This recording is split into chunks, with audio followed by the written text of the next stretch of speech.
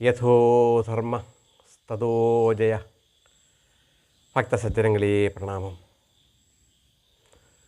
തുടർന്ന് വരുന്ന മഹാഭാരത കഥകളിൽ കഴിഞ്ഞ ഭാഗത്ത് ഞാൻ പറഞ്ഞു നിർത്തതിൻ്റെ അന്തസത്ത എന്താണെന്ന് നോക്കിയാൽ, വ്യാസ മഹാഋഷിയുടെ നിർദ്ദേശപ്രകാരം പാണ്ഡവരും കുന്തിദേവിയും ഏകചക്രയിലേക്ക് എത്തുന്നതും ഏകചക്രയിൽ ഒരു ബ്രാഹ്മണ ശ്രേഷ്ഠൻ്റെ ഗ്രഹത്തിൽ താമസമാക്കുന്നതും നിത്യജീവിതത്തിന് നിത്യവൃത്തിക്കായി അവർ ഭിക്ഷുവേഷത്തിൽ ഭിക്ഷാടനം നടത്തി ഉപജീവനം നടത്തുന്നതുമായ ഭാഗങ്ങളും, അവർക്ക് വീട് നൽകിയ ആ ബ്രാഹ്മണന് ഒരാപത്ത് വന്നതായി കുന്തിദേവിക്ക് ബോധ്യമാവുകയും, ആ ബ്രാഹ്മണന് മാത്രമല്ല ഏകചക്രാനിവാസികളുടെ തന്നെ വർഷങ്ങളായുള്ള പേടി സ്വപ്നമായിരുന്ന ബഹൻ എന്ന ഘോര രാക്ഷസൻ്റെ നാട്ടുകാരുമായി ഉണ്ടാക്കിയ വ്യവസ്ഥ പ്രകാരം ഭക്ഷണമെത്തിക്കുന്ന ചുമതല പാണ്ഡവർക്ക് ഗ്രഹം നൽകിയ ബ്രാഹ്മണൻ്റെ ദിവസം എത്തുകയും, ബഹൻ്റെ ഭക്ഷണമായി ചോറും കറികളും വണ്ടി നിറച്ച് ഭക്ഷണ സാധനങ്ങളോടൊപ്പം അത് വഹിച്ചു കൊണ്ടുപോകുന്ന പോത്തുകളെയും അതിനെ കൊണ്ടെത്തിക്കുന്ന മനുഷ്യരെയും ഭക്ഷിക്കുന്ന ആ ബഹൻ വരാൻ പോകുന്ന ദിവസം ഈ ബ്രാഹ്മണനെയും അവൻ കൊണ്ടെത്തിക്കുന്ന ഭക്ഷണ സാധനങ്ങളുമാണ് ഭക്ഷിക്കുന്നത് എന്ന് കുന്തിദേവി അറിയുകയും, അതിൽ ദുഃഖിക്കുന്ന ബ്രാഹ്മണ കുടുംബത്തെ സംരക്ഷിക്കുന്നതിലേക്ക് വേണ്ടി തൻ്റെ പുത്രനായ ഭീമസേനൻ ഈ ഭക്ഷണ സാധനങ്ങളുമായി ബഹൻ്റെ അടുത്തേക്ക് പോകാമെന്ന് ആ ബ്രാഹ്മണനോട് കുന്തിദേവി സമ്മതിക്കുന്നതുമായ ഭാഗങ്ങളാണ് കഴിഞ്ഞ ഭാഗത്ത് പറഞ്ഞു നിർത്തിയത്. തുടർന്ന് പിറ്റേ ദിവസം തന്നെ രാവിലെ ബ്രാഹ്മണൻ തയ്യാറാക്കി നിർത്തിയ വണ്ടിയിലുള്ള ഭക്ഷണ സാധനങ്ങളുമായി ആ പോത്തുകളെയും തെളിച്ച് ഏകചക്ര പട്ടണത്തിൻ്റെ പ്രാന്തപ്രദേശത്ത് താമസിക്കുന്ന ബഹൻ്റെ ഗുഹയെ ലക്ഷ്യമാക്കി ഭീമസേനൻ യാത്ര ചെയ്യുകയും, പോകുന്ന വഴിക്ക് തന്നെ ഭീമസേനൻ ബഹൻ ഉണ്ടാക്കി കൊടുത്തയച്ചിരുന്ന ഭക്ഷണങ്ങളിൽ കുറച്ചൊക്കെ ഭീമൻ അകത്താക്കുകയും, ബാക്കിയുമായി ബഹൻ്റെ ഗുഹാമുഖത്തെത്തിയ ഭീമസേനൻ ഭക്ഷണ സാധനങ്ങളെല്ലാം മൂട്ടിലിറക്കി വച്ചതിന് ശേഷം ആ ഗുഹയെ നോക്കി ഇങ്ങനെ വിളിച്ചു പറഞ്ഞു, ഹേ ബഹ, തനിക്കുള്ള ഭക്ഷണ സാധനങ്ങൾ ഇതാ കൊണ്ടുവന്നിരിക്കുന്നു, താൻ പുറത്തു വന്ന് ഇത് ഭക്ഷിച്ചുകൊള്ളുക എന്ന്. ഇത് കേട്ട് കഴിഞ്ഞ ബഹൻ അതീവ ദേഷ്യത്തോടു കൂടി പുറത്തു വരികയും, എൻ്റെ നാമം എൻ്റെ പേര് ചൊല്ലി ആരടാ എന്നെ വിളിക്കുന്നത് എന്ന് അലറി ചോദിക്കുകയും ചെയ്തപ്പോൾ ബഹൻ പുറത്തു കണ്ട കാഴ്ച, തനിക്ക് കൊണ്ടുവന്നു എന്ന് അവകാശപ്പെട്ട ഭക്ഷണ സാധനങ്ങൾ ഒരു മടിയുമില്ലാതെ ഉരുട്ടി വായിലേക്ക് തട്ടുന്ന ഒരു ഭീമാകാരനായ മനുഷ്യനെയാണ് ബഹൻ കണ്ടത്. അതീവ കോപിഷ്ഠനായ ബഹൻ തൻ്റെ ഇരു കരങ്ങളും ഒരുമിച്ച് കൂട്ടി ആഞ്ഞ് ബഹൻ്റെ മുതുകത്ത് ഒറ്റ അടി. ആ അടി ബഹൻ്റെ ആ ബലിഷ്ഠമായ കരങ്ങൾ കൊണ്ടുള്ള അടി ഭീമനെ സംബന്ധിച്ചിടത്തോളം അത് ഒരു കൊതുകിനെ ആട്ടുന്ന ലാഘവത്തോടുകൂടി ചിരിച്ചിരുന്ന് വീണ്ടും ഭീമസേനൻ ഈ ഭക്ഷണം സാധനങ്ങൾ ഉള്ളിലാക്കിക്കൊണ്ടേയിരുന്നു. എന്നാൽ സാധാരണ ഒരു മനുഷ്യനാണെങ്കിൽ ഈ ആജാനുബാഹുവായ രാക്ഷസൻ ബഹൻ്റെ ആ ഒരു അടി മാത്രം മതി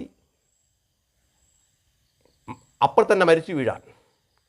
ഇത് കണ്ടിട്ട് ദേഷ്യം വളരെയധികം വർദ്ധിച്ച ബഹൻ പെട്ടെന്നടുത്ത് ഉണ്ടായിരുന്ന ഒരു വലിയ വൃക്ഷത്തെ വലിച്ചു പിഴുത് ഭീമസേനൻ അടിക്കാൻ വേണ്ടി മുന്നോട്ടായുകയും, തത്സമയം അവിടെ നിന്ന് ചാടി എണീറ്റ ഭീമസേനൻ ആ മരത്തെ തട്ടി മാറ്റുകയും മറ്റൊരു മഹാവൃക്ഷത്തെ ഭീമസേനൻ വലിച്ചു പിഴുത് ബഹനെ അടിക്കുകയും ചെയ്തു.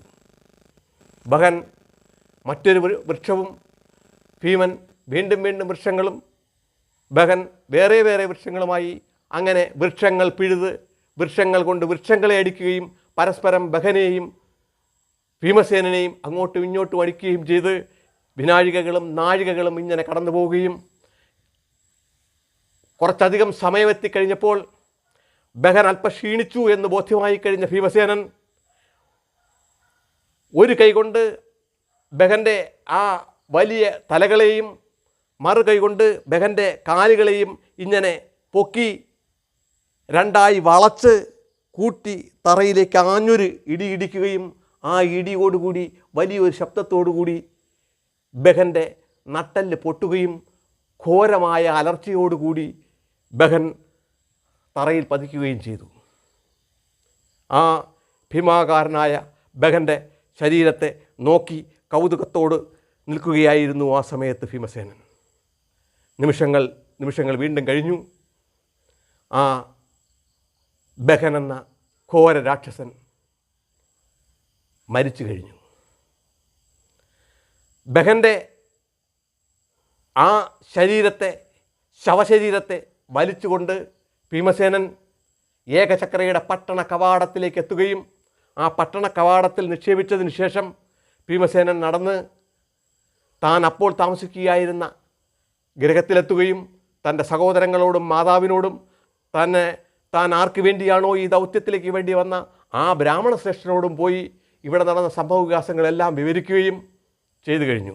അന്ന് നേരവിരുട്ടുകയും പിറ്റേ ദിവസം പുലരിയിൽ തന്നെ ഏകചക്ര നിവാസികളെല്ലാം ഓരോരുത്തരായി അറിഞ്ഞു ബഹൻ മരിച്ചിരിക്കുന്നു എന്ന്.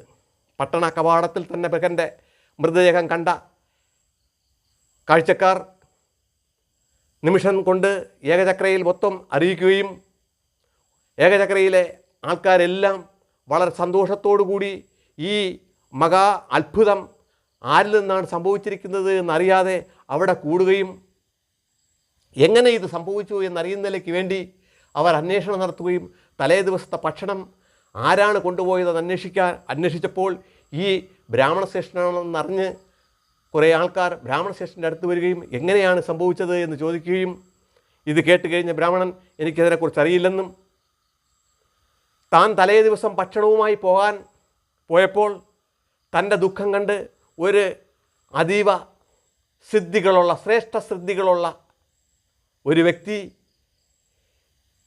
വഴിപോക്കനായി ഇവിടെ വരുവാനിടയാവുകയും തൻ്റെ ദുഃഖം കണ്ട് ഇവ ബഹന് കൊണ്ടുപോയി കൊടുക്കുന്ന ചുമതല ആ വ്യക്തി ഏറ്റെടുത്തുവെന്നും ആ വണ്ടിയിലേക്ക് കയറിപ്പോകുന്ന സമയത്ത് എന്നെ നോക്കി എന്നെ ഓർത്തങ്ങ് ദുഃഖിക്കേണ്ടതില്ല എന്ന് പറഞ്ഞു പോവുകയാണ് ചെയ്തതെന്നും ആ മഹാ അത്ഭുതശാലിയായ മനുഷ്യനിൽ നിന്ന് സംഭവിച്ച സൽകൃത്യമായിരിക്കാം ഇത് എന്ന് ബ്രാഹ്മണൻ ഇവരോട് പറയുകയും ഇതെല്ലാം കേട്ടുകഴിഞ്ഞ ഏകചക്രാനിവാസികൾ വളരെ സന്തോഷത്തോടുകൂടി ആ ബഹൻ്റെ മരണത്തിൽ അവിടെ ആനന്ദ നൃത്തമാടുകയാണ് ചെയ്തത്.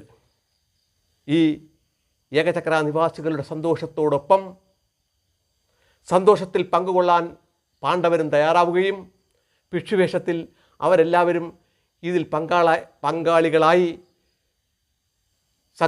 സന്തോഷം കൊണ്ട് ആ ദിവസം കഴിച്ചു കൂട്ടുകയും ചെയ്തു.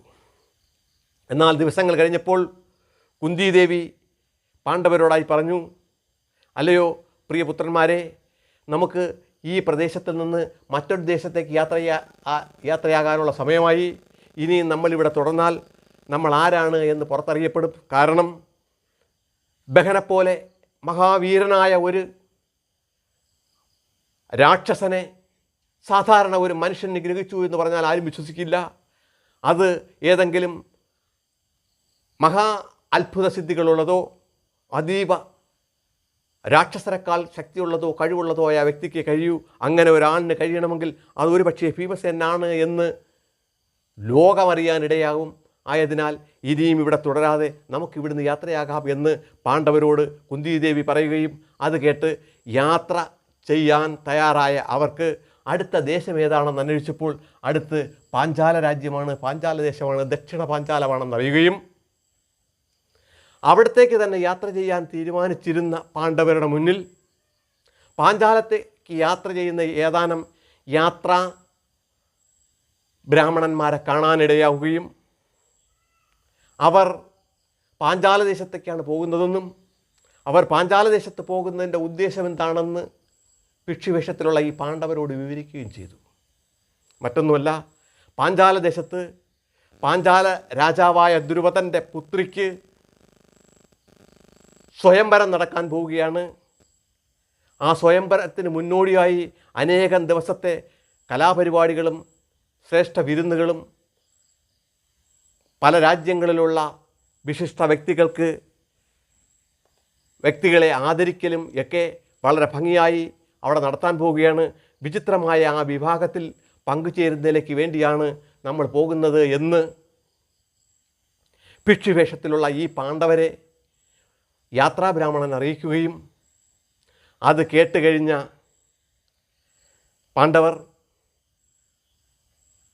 പാഞ്ചാലന് ഒരു പുത്രിയുള്ളതായി നമുക്കറിയില്ലെന്നും അതെങ്ങനെയാണ് ആ പുത്രി ഉണ്ടായതെന്നും ആ സ്വയംവരത്തിൻ്റെ അത്ഭുതകരമായ സ്വയംവരമാണ് എന്ന് നിങ്ങൾ ധരിച്ചതിനെക്കുറിച്ച് നിങ്ങൾക്ക് വിശദമായി അറിയാമെങ്കിൽ നമ്മളെ ഒന്ന് പറഞ്ഞറിയിക്കാമോ എന്ന് ആ യാത്രാബ്രാഹ്മണന്മാരോട് ഭിക്ഷുവേഷത്തിലെ പാണ്ഡവർ ചോദിക്കുകയും അത് തങ്ങൾക്കറിയാമെന്നും അവയെക്കുറിച്ച് വിശദീകരിക്കാമെന്നും സംബന്ധിച്ച് കാര്യം പറഞ്ഞു തുടങ്ങി. അവർ ഇപ്രകാരം പറഞ്ഞു: പാഞ്ചാലദേശത്തെ രാജാവ് ദ്രുപദൻ, അദ്ദേഹത്തിൻ്റെ ബാല്യകാല സുഹൃത്തായിരുന്ന ദ്രോണൻ പാണ്ഡവരെയും കൗരവരെയും അസ്ത്രാഭ്യാസങ്ങൾ പഠിപ്പിക്കുകയും ശസ്ത്ര നിപുണനായ ദ്രോണാചാര്യർ സർവവിദ്യകളും പഠിപ്പിച്ചു കഴിഞ്ഞ പാണ്ഡവ കൗരവന്മാരോട് ബാല്യകാലത്ത് നിലനിർന്ന സൗഹൃദത്തിൽ നിന്ന് പിന്നെ ഉണ്ടായ വൈരത്തിന് പകരമായി പാഞ്ചാലനെ പിടിച്ചുകെട്ടി തൻ്റെ കാൽക്കൽ കൊണ്ട് വയ്ക്കുകയാണ് തൻ്റെ ഗുരുദക്ഷിണ എന്നാവശ്യപ്പെടുകയും അപ്രകാരം കൗരവരെത്തി പരാജയപ്പെട്ടുവെങ്കിലും പാണ്ഡവരിൽ ശ്രേഷ്ഠ വില്ലാളിയായ അർജുനൻ ഒറ്റയ്ക്ക് പാഞ്ചാലരാജൻ ദ്രുപദനെ പിടിച്ചുകെട്ടി ദ്രോണാചാര്യരുടെ കാൽക്കൽ കാഴ്ചവെക്കുകയും ദ്രോണാചാര്യരുടെ ഔദാര്യത്താൽ ദ്രുപദൻ്റെ ജീവനും പകുതി രാജ്യവും തിരിച്ചു കൊടുക്കുകയും ചെയ്തു. അന്ന് അവിടെ സന്ധി ചെയ്ത സൗഹൃദത്തിലാണ് ദ്രോണരും ദ്രുപദനും പിരിഞ്ഞതെങ്കിലും ദ്രുപദൻ്റെ മനസ്സിലുണ്ടായ പക, അതായത് തനിക്കുണ്ടായ അപമാനത്തിലുണ്ടായ പക വളരെ വലുതായിരുന്നു. അതിന് ഏതെങ്കിലും വിധത്തിൽ ദ്രോണരെ നിഗ്രഹിക്കുന്നതിലേക്ക് വേണ്ടി പ്രാപ്തമായ ഒരു പുത്രനെ തനിക്കുണ്ടാവണമെന്നും ഇത്രയും പൗരുഷശാലിയായ അർജുനനെ തൻ്റെ ബന്ധുവാക്കുന്നതിലേക്ക് വേണ്ടി അർജുനനെ വേളികഴിച്ചു കൊടുക്കത്തക്ക സൗന്ദര്യവതിയായ ഒരു പുത്രി ഉണ്ടാകണമെന്നും ആഗ്രഹിച്ച ദ്രുപദൻ ഇതിനെന്താണ് വഴി എന്ന് ആലോചിക്കുകയും ആ സമയത്ത് തന്നെ ദ്രുപദന് മറ്റൊരു പുത്രനുണ്ടായിരുന്നു. എന്നാൽ ആ പുത്രൻ ശിഖണ്ഡിയാണെന്നും അവനാൽ ദ്രോണനെ നിഗ്രഹിക്കുക അസാധ്യമാണെന്നും ശിഖണ്ഡി ജനിച്ചത് ഭീഷ്മരെ നിഗ്രഹിക്കുന്നതിലേക്ക് വേണ്ടിയാണെന്നും അതും കാശി രാജപുത്രിയായ അംബ ഭീഷ്മരെ മനസ്സിൽ ശത്രുത സൂക്ഷിച്ചുകൊണ്ട് ഭീഷ്മരെ നിഗ്രഹിക്കണമെന്ന ആഗ്രഹത്തോടു കൂടി അഗ്നിയിൽ ചാടി ആ ആത്മാഹൂതി ചെയ്തതിന് ശേഷം ആ ആത്മാവ് പുനർജനിച്ചതാണ് ദ്രുപദൻ്റെ പുത്രിയെന്നും ആ പുത്രി തിരിച്ച് പുത്രനായതാണ് ശിഖണ്ഡിയെന്നും ആ ശിഖണ്ഡിയാൽ ദ്രോണരെയോ ഇനി ഭീഷ്മരെ തന്നെ നിഗ്രഹിക്കാൻ കഴിയും എന്ന വിശ്വാസം ദ്രുപദനില്ലാത്തതിനാലാണ് ദ്രോണരെ നിഗ്രഹിക്കുന്നതിലേക്ക് വേണ്ടി ഒരു പുത്രനുണ്ടാകാനും അർജുനന് വിവാഹം കഴിച്ചു കൊടുക്കുന്നതിലേക്ക് വേണ്ടി ഒരു പുത്രി ഉണ്ടാകുന്നതിലേക്കും വേണ്ടി യജ്ഞം നടത്താൻ തീരുമാനിച്ചത്. ഈ ശ്രേഷ്ഠ യജ്ഞം വളരെ ദീർഘനാൾ നിൽക്കുകയും ആ യജ്ഞത്തിൻ്റെ ആചാര്യന്മാരായി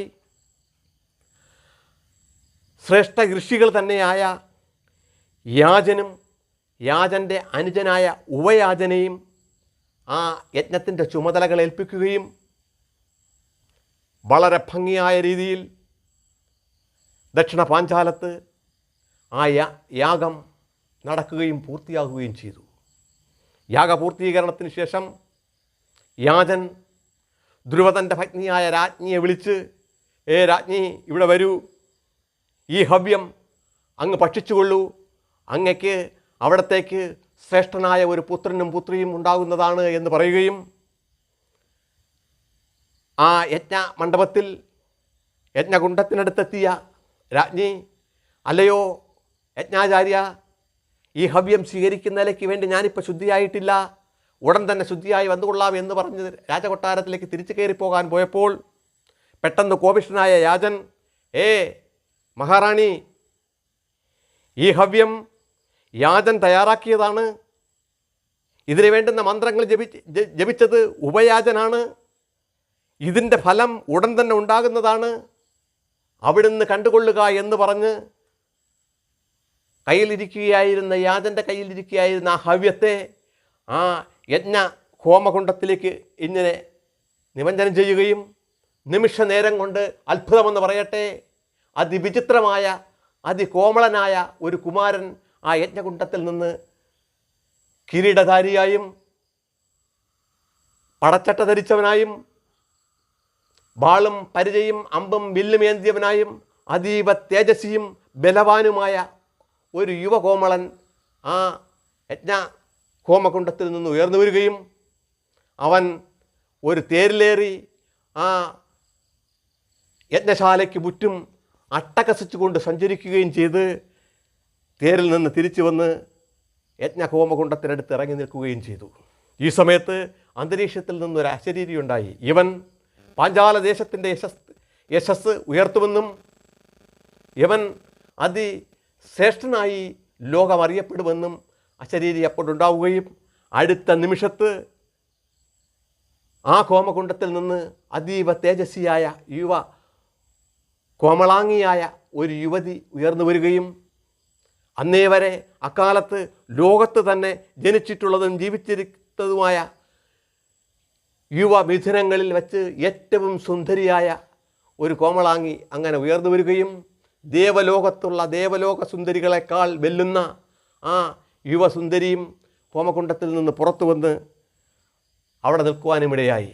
ഇവ രണ്ടും കണ്ടു കഴിഞ്ഞ ധ്രുവാത ഭഗ്നിയായ രാജ്ഞി യാജനോട് ഇപ്രകാരം പറഞ്ഞു, അല്ലയോ യജ്ഞാചാര്യ, അങ്ങയുടെ നിർദ്ദേശപ്രകാരം ഉടൻ തന്നെ ഹവ്യം വാങ്ങി ഭുജിക്കാൻ എനിക്ക് കഴിഞ്ഞില്ല. ശുദ്ധിയാവാതെ അത് ഭക്ഷിക്കുന്നത് ശരിയല്ല എന്ന് തോന്നിയത് കൊണ്ടാണ് ഞാനതങ്ങനെ അങ്ങനെ പ്രവർത്തിച്ചത്.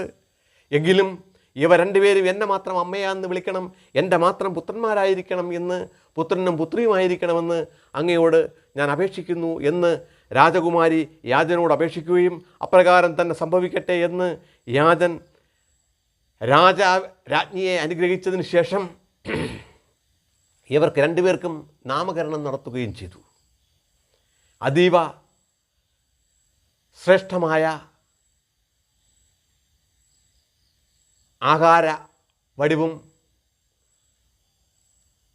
ആ ആഭരണങ്ങളും ളോടും കൂടെ ജന്മം കൊണ്ട ആ യുവ കോമളാംഗന് ദൃഷ്ടദ്യുമ്നൻ എന്നും അതീവ സുന്ദരിയും കൃഷ്ണവർണ്ണത്തോടു കൂടി ജനിച്ചവളുമായ ആ യുവ കോമളാംഗിക്ക് കൃഷ്ണ എന്നും നാമകരണം ചെയ്തു. അതിനുശേഷം യാജനും ഉപയാജനും അവിടുന്ന് കടന്നു പോവുകയും ആ കൃഷ്ണ എന്ന കോമളാംഗിയുടെ സ്വയംവരമാണ് ഈ നടക്കാൻ പോകുന്നതെന്നും ആ കൃഷ്ണയെ വിവാഹം കഴിച്ചു കൊടുക്കാൻ ധ്രുവതൻ ആഗ്രഹിച്ചത് അർജുനനാണെന്നും അർജുനൻ ഇപ്പോൾ എവിടെ ഉണ്ട് എന്ന് ആർക്കും അറിയില്ലെന്നും അങ്ങ് ഹസ്തനപുരി ദേശവാസികൾ പാണ്ഡവരെല്ലാം അരക്കില്ലത്തിൽ വീണ് മരിച്ചുപോയി എന്ന് വിശ്വസിക്കുന്നുവെന്നും എന്നാൽ ഒരു കാരണവശാലും പാഞ്ചാലൻ അത് വിശ്വസിക്കുന്നില്ലെന്നും പാണ്ഡവരെല്ലാവരും ഇപ്പോഴും വനത്തിലുണ്ട് എന്നാണ് അവർ വിശ്വസിക്കുന്നതെന്നും ഈ വിവരമറിഞ്ഞ് ഏതെങ്കിലും വിധത്തിൽ അർജുനൻ അവിടെ എത്തി പാഞ്ചാലിയെ വിവാഹം കഴിക്കണമെന്ന ആഗ്രഹത്തോടു കൂടിയാണ് ഇത്ര ദീർഘനാളുള്ള സ്വയംവര ആഘോഷങ്ങൾ നിശ്ചയിച്ചിരിക്കുന്നതെന്നും അർജുനന് മാത്രം ഉയർത്താൻ കഴിയത്തക്ക ഒരു വില്ല് അവിടെ തയ്യാറാക്കി വച്ചിട്ടുണ്ട് എന്ന വിവരവും ഭിക്ഷുവേഷധാരികളായ പാണ്ഡവരെ അറിയിക്കുകയും ഇവയെല്ലാം കേട്ട് പരസ്പരം നോക്കുകയായിരുന്ന പാണ്ഡവരെ ഈ വഴിപോക്ക ബ്രാഹ്മണന്മാർക്ക് മനസ്സിലാവാതിരിക്കുകയും എന്നാൽ തങ്ങളുടെ ഗുരുവിനെ കൊല്ലുന്നതിലേക്ക് വേണ്ടിയാണ് ദൃഷ്ടദ്യുമ്നൻ ജന്മം കൊണ്ടിരിക്കുന്നത് എന്നറിഞ്ഞപ്പോൾ അവർ വളരെയധികം വേദനിക്കുകയും ദുഃഖിക്കുകയും ചെയ്യുകയും ചെയ്തു. പ്രിയ സജ്ജനങ്ങളെ, ഈ ഭാഗം ഞാൻ ഇന്നിവിടെ നിർത്തുന്നു. തുടർഭാഗങ്ങളിൽ പാണ്ഡവരുടെ പാഞ്ചാലത്തേക്കുള്ള യാത്രയും യാത്രാമധ്യത്തുണ്ടാകുന്ന സംഭവബഹുലമായ സംഭവങ്ങളും പാഞ്ചാലത്തുണ്ടാകുന്ന സംഭവങ്ങളെക്കുറിച്ചും അടുത്ത ഭാഗങ്ങളിൽ വിവരിക്കാം. തൽക്കാലം നിർത്തട്ടെ. ലോകാ സമസ്ത സുഖിനോ ഭവന്തു.